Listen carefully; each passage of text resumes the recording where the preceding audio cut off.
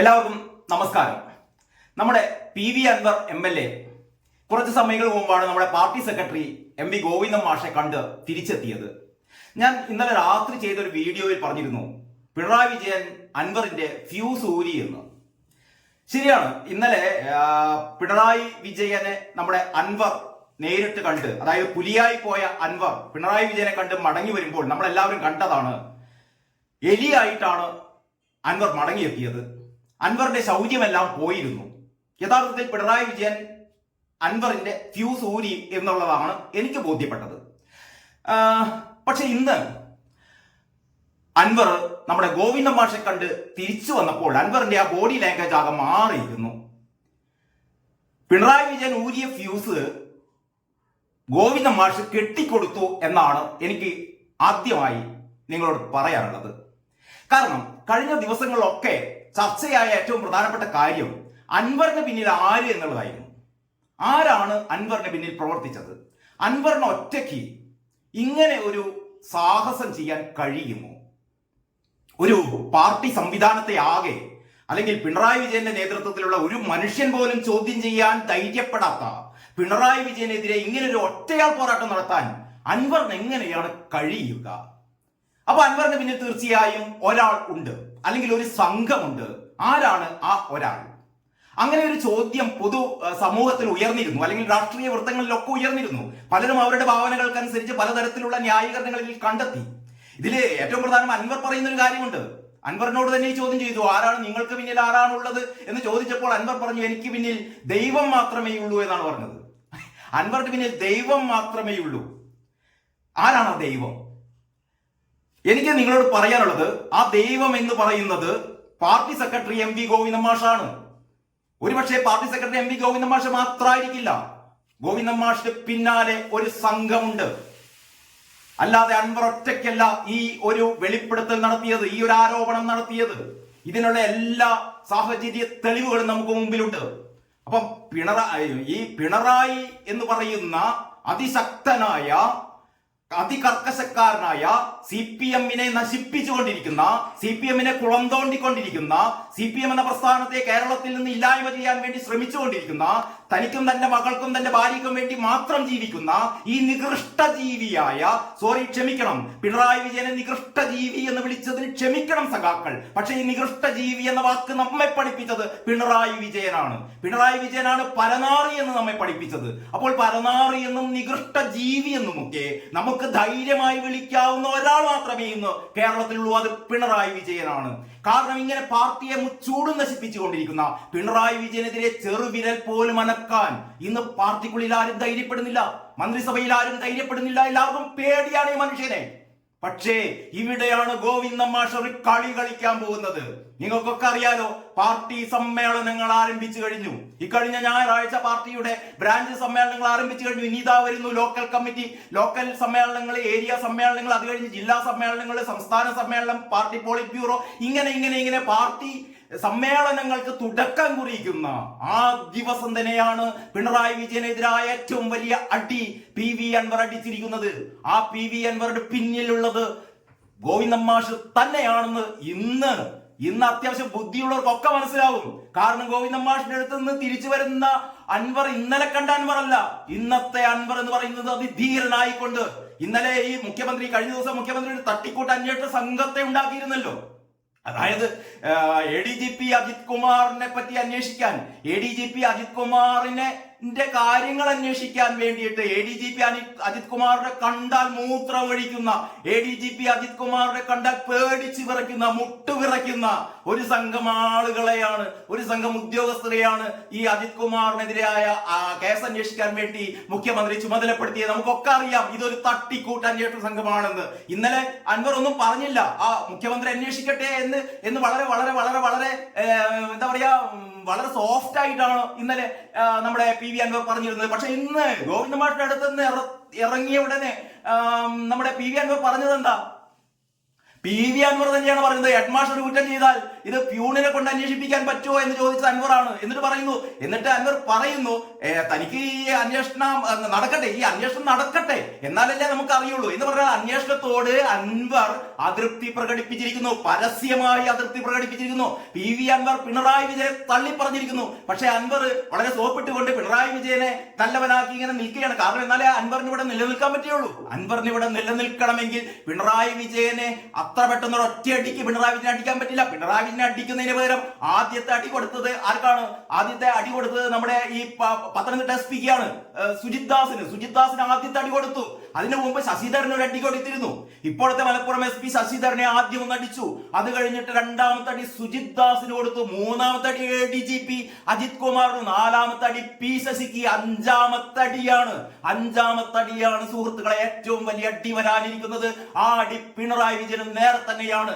ആ അടിക്ക് പിന്നിൽ പ്രവർത്തിക്കുന്നത് വടി കൊടുത്തിരിക്കുന്നത് അല്ലെങ്കിൽ മുട്ടൻ ഇരുമ്പ് വടി. അറിയാതെ നമുക്ക് രക്ഷാപ്രവർത്തനത്തിന് ആ പാവം യൂത്ത് കോൺഗ്രസ്സുകാർ തലമണ്ടയടിച്ചു പൊട്ടിച്ച പിണറായി വിജയന്റെ ഗവൺമെന്റ്മാരെ പറ്റി നമുക്കറിയാലോ.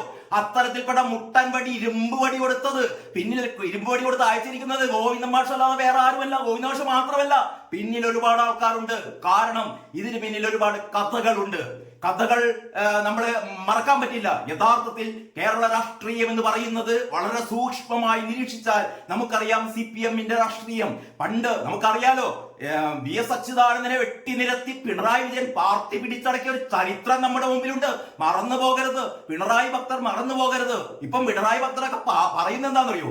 ഈ അൻവറിനെ കൊണ്ടുവന്നത് പിണറായി വിജയനാണ്. കാരണം പിണറായി വിജയന് ഈ ഒരു കോക്കസ് തന്റെ എന്താ പറയാ തന്റെ ഓഫീസിൽ, മുഖ്യമന്ത്രിയുടെ ഓഫീസിൽ ഒരു കോക്കസ് രൂപം കൊള്ളുന്നു, ഒരു മാഫിയ രൂപം കൊള്ളുന്നു. അപ്പൊ മുഖ്യമന്ത്രിക്ക് ഇതൊക്കെ അറിയാം, പക്ഷെ മുഖ്യമന്ത്രിക്ക് പറയാൻ പറ്റില്ല. അതുകൊണ്ട് മുഖ്യമന്ത്രി ഒരു തിരനാടകമൊക്കെ എഴുതി ഇത് പറയാൻ വേണ്ടിയിട്ട് നമ്മുടെ അൻവറിനെ ചുമതലപ്പെടുത്തി എന്നൊക്കെയാണ് ഈ നമ്മുടെ സഖാക്കളായ അടിമകളായ പിണറായിയുടെ അടിമകളായ വൃത്തികെട്ട ജന്മങ്ങൾ, കീടജന്മങ്ങൾ, പുഴുക്കൾ അവര് പറഞ്ഞുകൊണ്ടിരിക്കുന്നത് ഒരു എളുപ്പമില്ലാതെ ചാനലുകൾ വന്നിരുന്നിട്ട്. അതല്ലാതെയും പറയുന്നു. അത്യാവശ്യം ബുദ്ധിയും ഇവരൊക്കെ ഇവിടെ എല്ലാവർക്കും ഉണ്ട്. നിങ്ങൾ പറയുന്നത് മാത്രമല്ല വിശ്വസിക്കാൻ പോകുന്നത്. അപ്പോൾ ഞാൻ പറഞ്ഞുകൊണ്ട് വരുന്ന ഇത്രയുമാണ്. കഴിഞ്ഞ ഏതാനും ദിവസങ്ങളായി നമ്മൾ ചർച്ച ചെയ്തുകൊണ്ടിരിക്കുന്ന ആരാണ് PV അൻവറിന് മുന്നിൽ ആരാണുള്ളത്? ഈ P ജയരാജനാണോ, P ജയരാജനാണോ, അതല്ല ഐസക് ആണോ, അതല്ല G സുധാകരനാണോ? അങ്ങനെ ഒരുപാട് സംശയങ്ങൾ എല്ലാവർക്കും ഉണ്ടായിരുന്നു. പക്ഷെ ഇതാ ഞാൻ തുറപ്പിച്ച് പറയുന്നത് വളരെ വളരെ അധികാരമായിട്ട് തന്നെ പറയുന്നു. കാരണം ഇതിനുള്ള വ്യക്തമായി നമ്മളൊരു പത്രമാധ്യമ പ്രവർത്തനം എന്ന് പറയുമ്പോൾ നമ്മൾ ഇത്തരം കാര്യങ്ങളൊക്കെ അവലോകനം ചെയ്യുന്നത് ഇപ്പോൾ വന്നുകൊണ്ടിരിക്കുന്ന റിപ്പോർട്ടുകളുടെ അടിസ്ഥാനത്തിലാണ്. നമുക്കറിയാം ഓരോ കാര്യങ്ങളും, ഓരോ ചലനങ്ങളും എവിടെ നിന്നാണ് തുടക്കം. ഇതിനുള്ള ഓരോ തെളിവുകൾ നമ്മുടെ മുമ്പിലുണ്ട്. ഏറ്റവും പുതിയ തെളിവാണ് ഇന്ന് പുറത്തു വന്നിരിക്കുന്നത്. കാരണം ഗോവിന്ദ മാഷ് സാധാരണ രീതിയിൽ PV അൻവറിന് മുഖ്യമന്ത്രിക്ക് പരാതി കൊടുത്താൽ തീർന്നു. ശരി, മുഖ്യമന്ത്രിക്ക് ഇന്നലെ പരാതി കൊടുത്തു, തീർന്നു.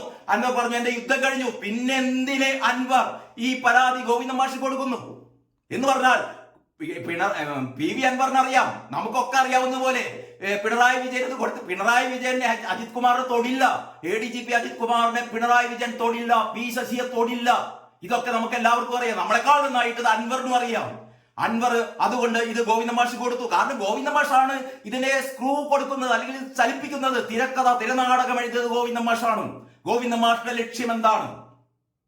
ഗോവിന്ദ മാഷിന്റെ ഒറ്റ ലക്ഷ്യം മാത്രമേ ഉള്ളൂ. ഗോവിന്ദ മാഷാണ് ഇനി വരാനിരിക്കുന്ന മുഖ്യമന്ത്രി. കേരളത്തിൽ ഇടതുപക്ഷ മുന്നണി അധികാരത്തിൽ വരുമ്പോൾ അടുത്ത തവണ മുഖ്യമന്ത്രിയാവാൻ പോകുന്നത് ഗോവിന്ദ മാഷാണ്. അതല്ലാതെ മരുമോനല്ല. ഇവിടെ വേറൊന്ന് മരുമോനെ പൊളിക്കാനുള്ള പിണറായി വിജയൻ ഇതൊക്കെ ചെയ്തുകൊണ്ടിരിക്കുന്ന പിണറായി വിജയൻ നന്നായിട്ട് അറിയാം.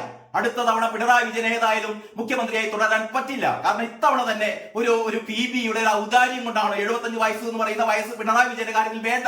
കാരണം ഒരു രണ്ടാം തവണയും കിറ്റൊക്കെ കൊടുത്തിട്ട് രണ്ടാം തവണയും അധികാരത്തിലേറിയ ഒരു തുടർ ഭരണം സൃഷ്ടിച്ച പിണറായി വിജയന് വേണ്ടിയിട്ട് ആ ഒരു ഔദാര്യം PV കാണിച്ചു. അങ്ങനെ പിണറായി വിജയൻ മുഖ്യമന്ത്രിയായി. ഇനി വയ്യ ഒരു അജീവാന്ത കാലമൊന്നും നമുക്ക് ഇങ്ങനെ ആരോഗ്യത്തോടെ ജീവിക്കാൻ പറ്റില്ലല്ലോ. പിണറായി വിജയനെ സംബന്ധിച്ചിടത്തോളം അതിന്റെ ആരോഗ്യം വളരെ മോശകരമായ ഒരു അവസ്ഥയിലേക്ക് പോയിക്കൊണ്ടിരിക്കുന്നു. പ്രായത്തിന്റെ ആധിക്യമുണ്ട്, പ്രായത്തിന്റെ അവശതകളുണ്ട്.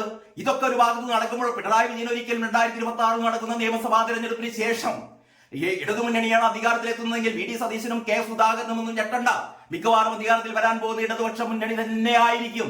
കാരണം അടുത്ത തവണ ഇലക്ഷനിൽ ഒരു ശക്തമായ ത്രികോണ മത്സരം ഇവിടെ നടക്കും. BJP അത്യാവശ്യം സീറ്റ് പിടിക്കും, UDF സീറ്റ് പിടിക്കും, ഒരുപക്ഷെ UDF പിടിക്കുന്നതിനേക്കാൾ സീറ്റുകൾ BJP പിടിക്കാനുള്ള സാധ്യതയുണ്ട്. പക്ഷെ എന്നാലും ഈ ത്രികോണ മത്സരത്തിൽ അവസാനം ഭൂരിപക്ഷം ഇടതുപക്ഷ മുന്നണിക്ക് തന്നെ ആയിരിക്കും. അങ്ങനെ വരുമ്പോൾ അടുത്ത തവണ മരുമോനെ മുഖ്യമന്ത്രിയാക്കാനുള്ള ചരടുവലികളാണ് പിണറായി വിജയൻ ഈ കാലം അത്രയും നടത്തിക്കൊണ്ടിരുന്നത്. ഇത് നമുക്കെല്ലാവർക്കും ബോധ്യപ്പെട്ട വസ്തുതകളാണ്. മരുമോന്റെ ബോഡി ലാംഗ്വേജ് ഇപ്പം തന്നെ ഒരു സൂപ്പർ മുഖ്യമന്ത്രിയായിട്ടാണ്. കാരണം മറ്റുള്ള മന്ത്രിമാരെ പറ്റിയിട്ടൊന്നുമല്ല, ഈ മന്ത്രിയും ഈ റിയാസാണ് ഇപ്പൊ മറ്റു മന്ത്രിമാരെ നിയന്ത്രിക്കുന്നത്. കാര്യങ്ങളൊക്കെ അവതരിപ്പിക്കുന്ന റിയാസാണ്. കാരണം റിയാസിന്റെ പഴയ മനസ്സിൽ ലഡുകൾ ഇങ്ങനെ പൊട്ടിക്കൊണ്ടിരിക്കുകയാണ്. ഇതാ വരുന്നു അടുത്ത മുഖ്യമന്ത്രി സ്ഥാനം. ഇത് ഗോവിന്ദന് നന്നായിട്ട് അറിയാം. അങ്ങനെയാണ് ഗോവിന്ദൻ നമ്മൾ വിചാരിക്കുന്ന ഗോവിന്ദനല്ല. വിട്ടിച്ചിരിയും ചിരിച്ച് അല്ലെങ്കിൽ ഈ നമ്മുടെ വന്ദേ ഭാരതില് അല്ലെങ്കിൽ കേരളയിൽ അപ്പം വിൽക്കാൻ പോകുന്ന ഗോവിന്ദനല്ല. ആ ഗോവിന്ദന്റെ പിന്നിൽ മറ്റൊരു സൈദ്ധാന്തികനായ ഗോവിന്ദനുണ്ട്. വളരെ വളരെ വളരെ കണിശ ചിന്താഗതിക്കാരനായ, വളരെ കുടില ബുദ്ധി എന്നൊന്നും ഞാൻ പറയുന്നില്ല, കുടില ബുദ്ധിയൊന്നുമല്ല, വളരെ കൃത്യമായ ബുദ്ധിയോടെയാണ് ഗോവിന്ദ മാഷ് പ്രവർത്തിക്കുന്നത്. ഗോവിന്ദ മാഷ് ആദ്യം തന്നെ തട്ടി. ആരെയാണ് തട്ടിയത്? E P Jayarajan. നമുക്കൊക്കെ അറിയാലോ, ഇ പി ജയരാജൻ അങ്ങനെ തട്ടേണ്ട വല്ല ആവശ്യം ഉണ്ടായിരുന്നു? ഇത് നേരത്തെ തന്നെ പിണറായി വിജയൻ ഈ കാര്യത്തിൽ ഒരു സൊല്യൂഷൻ ഒക്കെ ഉണ്ടാക്കിയതാണ്. ജാവദേക്കർ കണ്ടത് അത്ര വലിയ കുറ്റമൊന്നുമല്ല, ഞാനും ജാവദേക്കറെ കണ്ടിട്ടുണ്ട് എന്ന് പോലും പറഞ്ഞ് ഇ പി ജയരാജനെ സംരക്ഷിച്ചു നിർത്തിയ പിണറായി വിജയനെ ഒരു പുല്ല് വില പോലും കൊടുക്കാതെ തട്ടിമാറ്റി ഇ പി ജയരാജനെ എന്ന് പറഞ്ഞാൽ പിണറായി വിജയൻ കഴിഞ്ഞാൽ അടുത്ത് സാധ്യതയുള്ള ആൾ എന്ന് പറയുന്നത് എന്തായാലും മുഖ്യമന്ത്രി ആവാനൊന്നും സാധ്യതയില്ലാത്തതിന്റെ പ്രായത്തിന്റെ അവസരത്തേക്ക് എങ്കിലും പാർട്ടിയിൽ പിണറായി എന്ന് പറയുന്ന 1-ാം നമ്പർ കഴിഞ്ഞാൽ 2-ാം നമ്പർ സ്ഥാനക്കാരൻ ഈ പറയുന്ന ഇ പി ജയരാജനാണ്. അത് കഴിഞ്ഞിട്ടേ ആര് വരുന്നുള്ളൂ? നമ്മുടെ ഗോവിന്ദ മാഷ് വരുന്നുള്ളൂ.